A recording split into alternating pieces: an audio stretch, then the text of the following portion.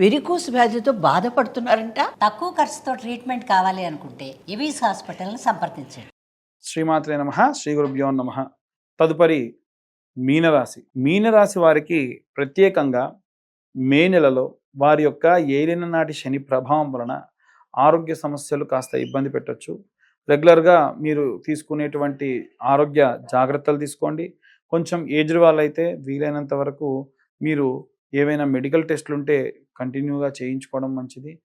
అనవసరంగా నెగ్లెక్ట్ చేసి ఆరోగ్యం మాత్రం ఇబ్బంది పడకండి. మీరు ఏవైనా సరే ప్లాన్ చేసి ఏవైనా పనులు చేస్తే పక్కా సక్సెస్ఫుల్గా ఇంప్లిమెంటేషన్ అవుతాయి. అనవసరమైనటువంటి ఆందోళన, ఆతృత ఇలాంటివి ఎక్కువ అవుతాయి.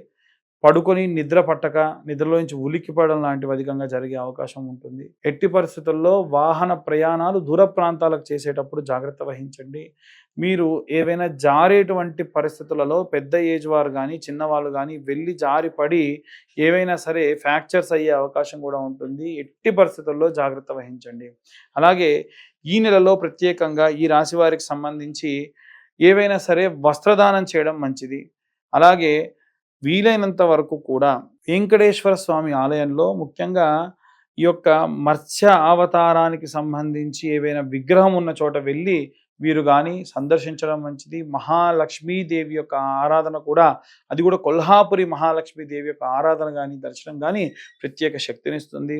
వీరు అష్టమూలికా తైలంతో లేదా ఏవైనా సరే మీ దగ్గరలో ఉన్నటువంటి 7-8 రకాలైనటువంటి నూనెలతోని మీరు దీపారాధన చేయడం ప్రత్యేకమైనటువంటి శక్తినిస్తుంది. వీరు ఈ మాసంలో ప్రత్యేకమైనటువంటి స్థితులని, ప్రత్యేకమైనటువంటి విషయాల్ని చూసుకోవడం కూడా జరుగుతుంది. ఇవన్నీ కూడా పూర్తిగా గోచార రీత్యా చెప్పేటువంటి విషయములు మాత్రమే. పూర్తి జాతకం విశ్లేషణతో కావాలి అనంటే అప్పుడు మీ జాతకంలో ఒకవేళ మీకు ఏలిన నాటి శని ఉన్నప్పటికీ ఆ శనిగ్రహ యొక్క ప్రభావం ఎలా ఉంది, ఏ ప్రదేశంలో ఉంది, మీకు శశమంగళ యోగం ఏదైనా ఉందా, శశమహారాజ యోగం ఉందా, గజకేసరి యోగం ఉందా, శని కనుక నీచంలో లేకుండా ఉచ్చంలో ఉంటే ఏలినాటి శని ప్రభావం ఉన్నప్పటికీ దాని నుండి బయటపడే అవకాశం ఉంటుంది. ఎట్టి పరిస్థితుల్లో అజాగ్రత్త చేయకండి. ఆరోగ్యానికి సంబంధించి మాత్రం నెగ్లెక్ట్ చేయకండి. ఎలాంటి రెమెడీస్ తీసుకోవాలనే విషయాన్ని ఇప్పుడు మనం తెలుసుకుందాం. అన్ని వర్గాల వారికి సంబంధించి ఎలాంటి రెమెడీస్ తీసుకోవాలి, ఎలాంటి మంత్రపఠనం చేయాలి అనే విషయాన్ని ఇప్పుడు తెలుసుకుందాం.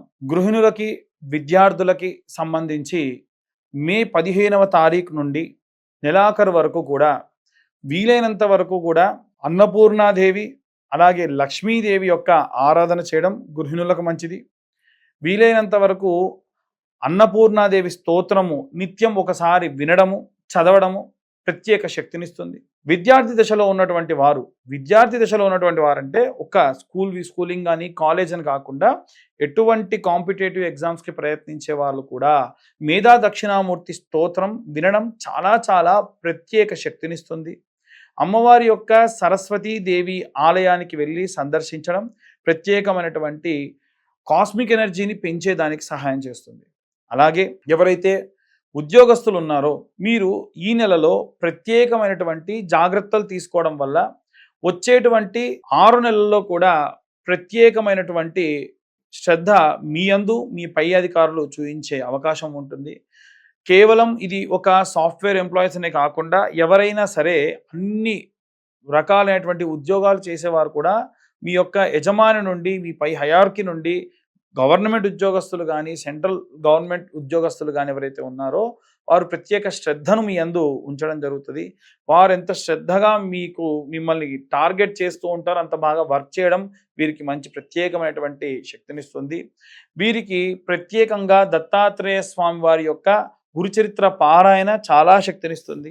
అలాగే వ్యాపారానికి సంబంధించి గురువారము, శుక్రవారము తెల్ల ఆవాలు, ఆవు నెయ్యి, సాంబ్రాణి పొడి కలిపి శుక్రవారం నాడు అలాగే గురువారం నాడు ప్రతి శుక్ర గురువారాల్లో సాయంత్రం సమయంలో ఒక కప్పు వెలిగించి దాంట్లో ఆ యొక్క పదార్థం ఇప్పుడు చెప్పిన మిశ్రమాన్ని వేసి ధూపంగా వేయడం వల్ల ప్రత్యేకమైనటువంటి మంచి వ్యాపార అభివృద్ధి కలిగేటువంటి అవకాశం ఉంటుంది.